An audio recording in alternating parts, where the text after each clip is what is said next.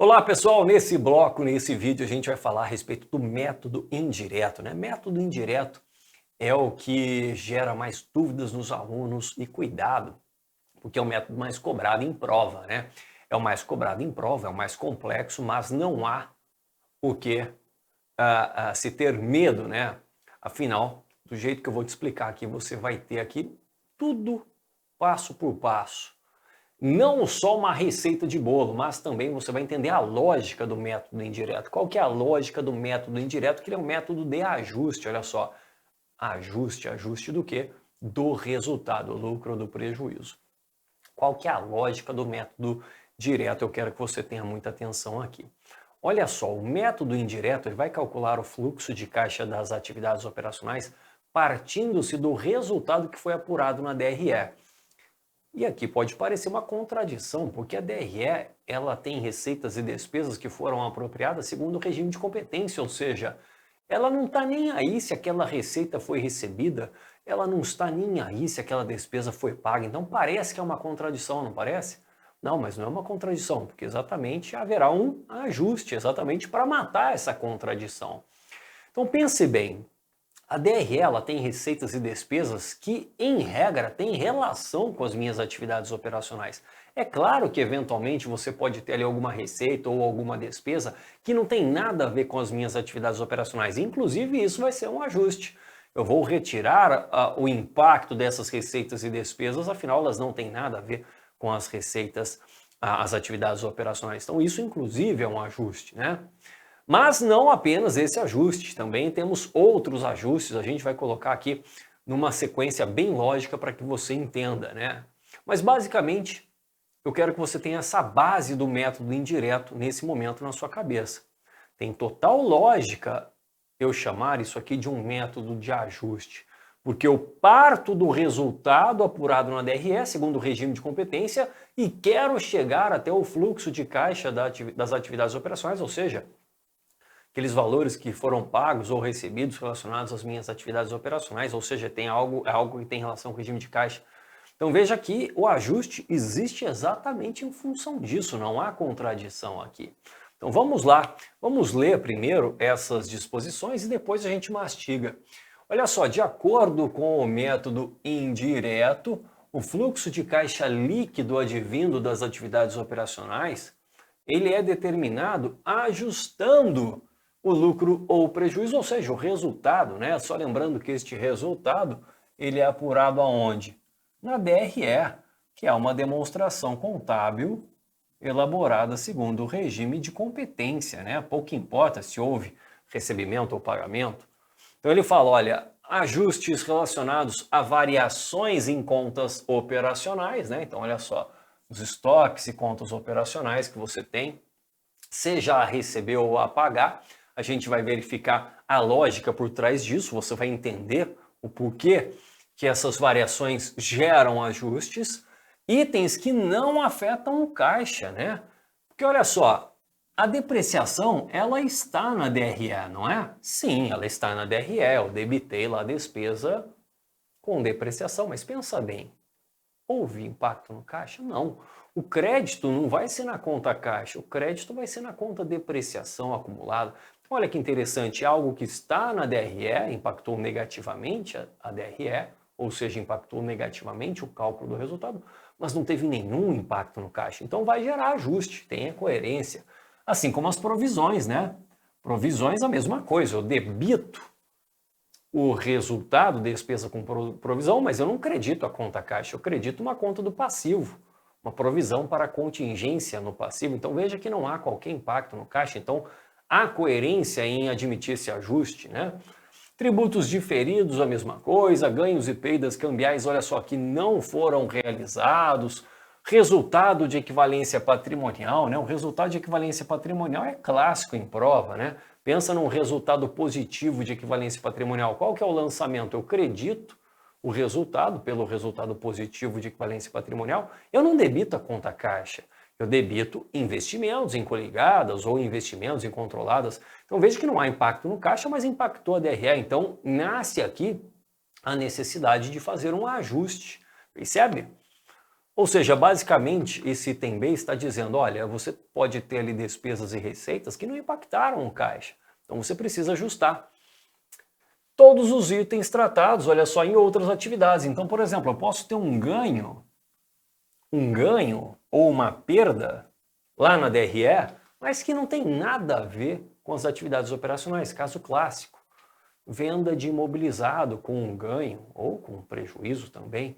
Isso está lá na DRE, como outras receitas ou outras despesas, mas a venda de imobilizado não tem nada a ver com as minhas atividades operacionais. Então também nasce aqui a necessidade de se ajustar. Afinal, eu estou em busca do fluxo de caixa das atividades operacionais, não é? Bom, alternativamente, o fluxo de caixa líquido advindo das atividades operacionais pode ser apresentado pelo método indireto, mostrando-se as receitas e as despesas divulgadas na DRE, ou resultado abrangente, as variações ocorridas no período nos estoques e nas contas operacionais a receber e a pagar. Então aí está a lógica do método indireto. Você tem aqui, olha, o resultado, ou seja, lucro ou prejuízo, isso aqui está lá na DRE. Isso aqui está lá na DRE, que é um demonstrativo elaborado de acordo com o regime de competência, ou seja, pouco importa se houve recebimento de receitas ou pagamento de despesas. Ao passo que você está em busca do fluxo de caixa das atividades operacionais, que é algo que tem relação com o regime de caixa. Então, é exatamente por isso que eu preciso realizar esses ajustes, né? Porque são métodos distintos. Eu parto aqui do resultado, que praticamente todas as receitas e despesas têm relação com as minhas atividades operacionais, só que a DRE ela é elaborada de acordo com o regime de competência, né? Então, a primeira coisa, eu posso ter ali despesas e receitas que não tem impacto no caixa, então esse é um ajuste. Eu posso ter receitas e despesas que não têm relação com as minhas atividades operacionais, esse é um outro ajuste. O terceiro ajuste, a gente já vai falar para você qual que é e qual que é a lógica. Vamos por partes. Então, primeiro ajuste, olha só, coloquei aqui mais ou menos uma receita de bolo para você, não é? Primeiro ajuste, qual que é o primeiro ajuste do método indireto? Só lembrando que o primeiro ajuste, você basicamente está olhando só para a DRE, você só tem olhos para a DRE. Olha só, você vai buscar receitas ou despesas que estão na DRE, mas que não afetaram o caixa e equivalentes de caixa. Então, exemplos típicos de despesas ou receitas que vão originar esse ajuste. Então, despesa de depreciação ou amortização ou exaustão, é só pensar na lógica. Eu debito o resultado, está na DRE. Eu credito a conta caixa? Não, eu credito depreciação acumulada, amortização acumulada, exaustão acumulada.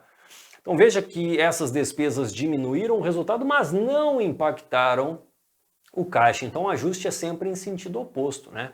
Essa despesa ela foi considerada negativamente, eu vou lá e somo o valor dessa despesa para exatamente eu fazer esse ajuste. O resultado de equivalência patrimonial é a mesma coisa, né? Se ele for positivo, o ajuste vai ser negativo.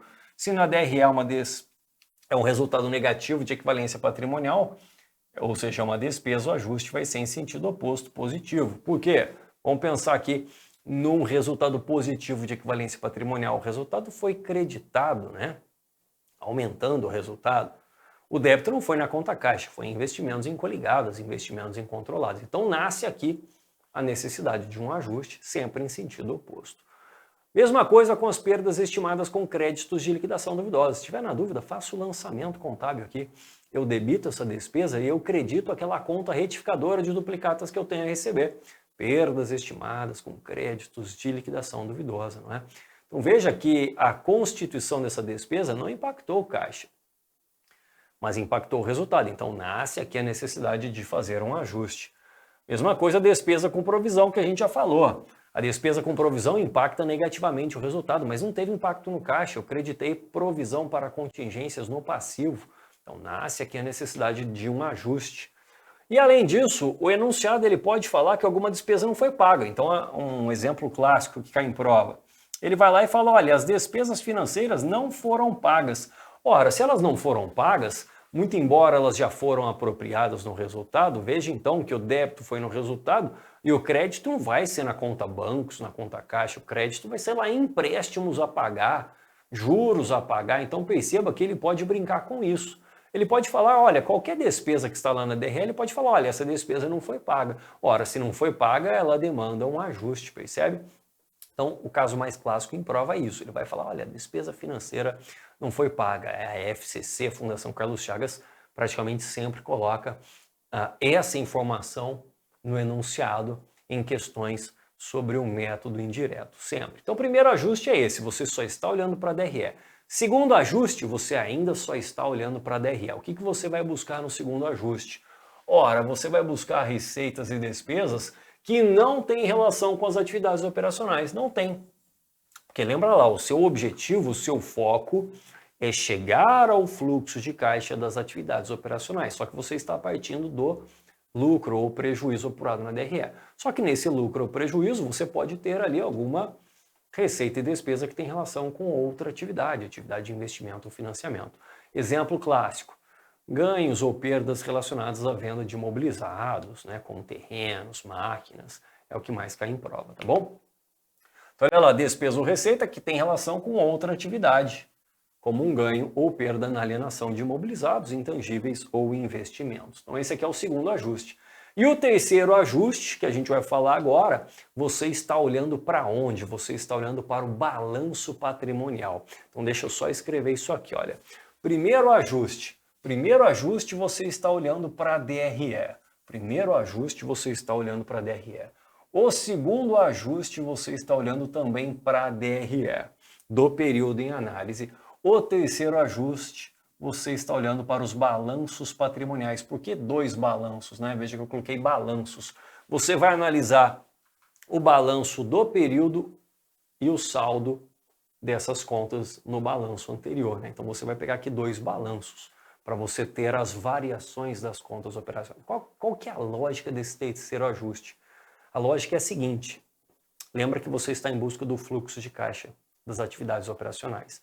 E você partiu da DRE. Você partiu da DRE. A DRE eu só tenho receitas e despesas, mas pergunto para você, apenas receitas e despesas têm relação com fluxos de caixa? Claro que não. Claro que não. Eu posso ter fatos permutativos que, portanto, não impactam a DRE, mas que impactaram o caixa. Por exemplo, vamos pensar aqui num exemplo. Pagamento a fornecedores. Pagamento a fornecedores. Se você paga fornecedores, qual que é o lançamento? Eu debito duplicatas a pagar e eu credito a conta caixa, credito a conta banco. Então veja que esse é um fato permutativo que impactou o caixa. Esse fato, ele está na DRE? Não. Então veja que há total coerência em admitir que uma variação negativa numa conta do passivo, como foi a conta fornecedores, a hora que eu paguei diminuiu, vai demandar um ajuste negativo. Por quê? Porque saiu dinheiro do caixa, não é? Então lembre-se disso. As variações das contas operacionais do passivo vão gerar um ajuste de mesmo sentido. Então se há uma diminuição de uma conta do passivo, há uma diminuição da conta do passivo, ora, eu fiz um pagamento, então há um ajuste negativo. Por outro lado, se há um aumento numa conta do passivo, o ajuste vai ser positivo. Qual que é a lógica? Vamos pensar aqui. Por exemplo, suponha que eu tenho uma despesa salarial no resultado, mas eu não paguei essa despesa salarial. Suponha que a conta salários a pagar tinha saldo inicial zero. Bom, como eu não paguei essa despesa do período, suponha que a despesa do período foi de R$10.000, eu debitei despesa salarial, eu creditei salários a pagar. Então veja que através desse exemplo bem rápido, eu consegui provar para você que o aumento da conta salários a pagar, passou de 0 para 10, vai demandar um ajuste positivo. Qual que é a razão? Ora, porque eu tinha uma despesa lá de salários na DRE que não foi paga. Como é que eu descobri que não foi paga? Pela análise ali da conta salários a pagar. Ajuste positivo. Beleza? Lembrou disso? Variações em contas então operacionais do passivo, o ajuste vai ser em mesmo sentido. Você já conseguiu dominar isso logicamente.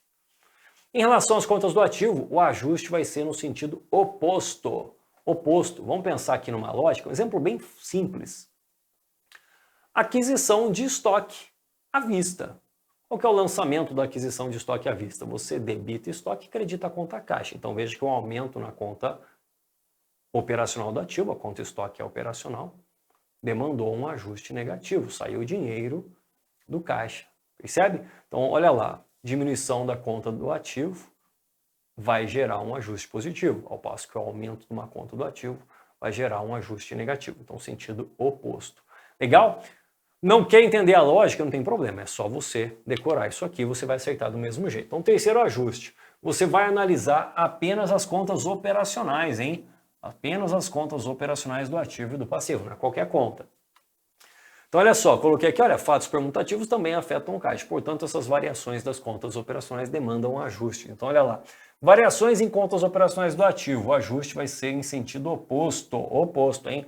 Se aumentar uma conta do ativo, o ajuste vai ser negativo, por exemplo. Agora, as variações das contas do passivo, o ajuste é de mesmo sentido. Por exemplo, houve uma diminuição de uma conta do passivo, o ajuste vai ser em mesmo sentido, negativo. Basicamente é isso que você tem que fazer então. Olha só, esse aqui é o resumo da ópera do método indireto. Esse aqui é o resumo da ópera do método indireto. Primeiro ajuste, você olha para onde? Para DRE. Olha lá, primeiro ajuste, você olha para DRE. O que você tem que fazer? Ajustes positivos, por exemplo, despesa com depreciação, despesa com amortização ou exaustão, assim como resultado negativo de equivalência patrimonial, você vai fazer o ajuste positivo, despesas com perdas estimadas com créditos de liquidação duvidosa ou despesa com provisões. Então tudo isso aí vai ser ajuste positivo. E ajuste negativo? Resultado positivo de equivalência patrimonial, receita com reveição de perdas estimadas, receita com reveição de provisões. Então isso gera um ajuste negativo que não impactou o caixa. E eventualmente o examinador ele pode até criar outras situações para você. Por exemplo, ele pode falar, olha, aquela despesa financeira que está ali na DRE não foi paga. Se não foi paga, demanda ajuste também, porque não foi paga. Qual que é o segundo ajuste? O segundo ajuste você continua olhando para a DRE, né? Continua olhando para a DRE. Aqui você vai buscar o quê? Resultados relacionados a outras atividades. Então, ajuste positivo. Se tiver ali alguma perda relacionada à atividade de investimento ou financiamento, por exemplo, prejuízo na venda de um terreno. E vai ser um ajuste negativo se houver ali um ganho relacionado a outra atividade. Por exemplo, você vendeu uma máquina, ou seja, vendeu um imobilizado com um ganho. Ora, esse ganho não tem nada a ver com as atividades operacionais, que é o que você está buscando. Então você faz o ajuste negativo. E o terceiro ajuste, por fim, você olha só para o balanço patrimonial. Mais especificamente serão dois balanços, né? O balanço do período em análise e o balanço anterior. Então, olha lá, você olha para o balanço.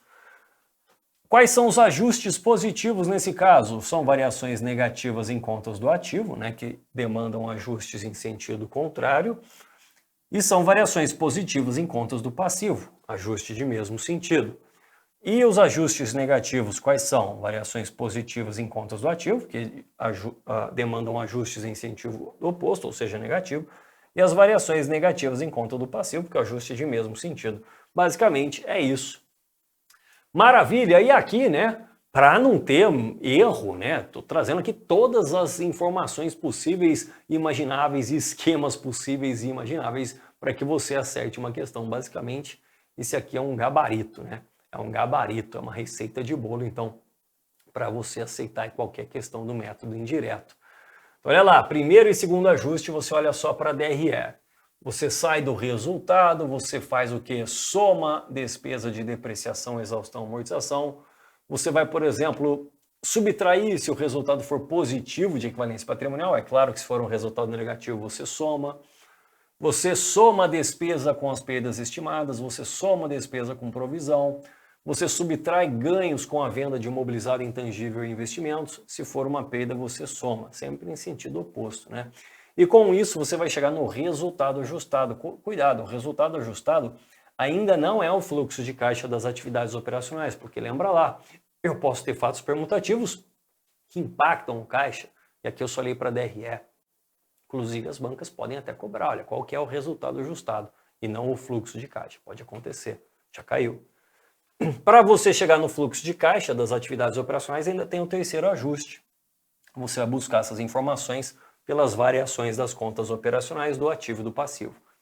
Então lembra lá, Se a variação for positiva numa conta operacional do ativo, o ajuste vai ser negativo. Se a variação for negativa, aí o ajuste é positivo. Então veja que o ajuste é em sentido oposto. Aqui, para as variações das contas operacionais do passivo, o ajuste de mesmo sentido, percebe? Olha, a variação negativa demanda ajuste negativo. E com isso, chegamos no fluxo de caixa das atividades operacionais. Então, certamente, esse é um assunto que gera muitas dúvidas. Por quê? Porque os examinadores, eles podem criar N situações, eles podem criar diversas situações no enunciado com informações adicionais, brincando com os dados, e você tem que saber interpretar esses dados. Se você entendeu a lógica do método indireto, o examinador ele pode fazer o que ele quiser. Você vai conseguir raciocinar através da lógica do método indireto. Então poderia simplesmente fazer um vídeo aqui de 3 minutos apresentando isso aqui. Olha, essa aqui é a receita de bolo. Legal, você vai aceitar questões de prova com essa receita de bolo? Vai. Você vai aceitar todas? Não. Não, porque o examinador ele pode brincar muito com isso. E se você não entende a lógica por trás do método indireto, aí você não consegue resolver uma questão mais complexa. Então é importante que você entenda a lógica e aqui no final eu te dou uma receita de bolo para que você ganhe o quê? Agilidade na resolução. Espero que tenha gostado desse vídeo. Um grande abraço e até a próxima.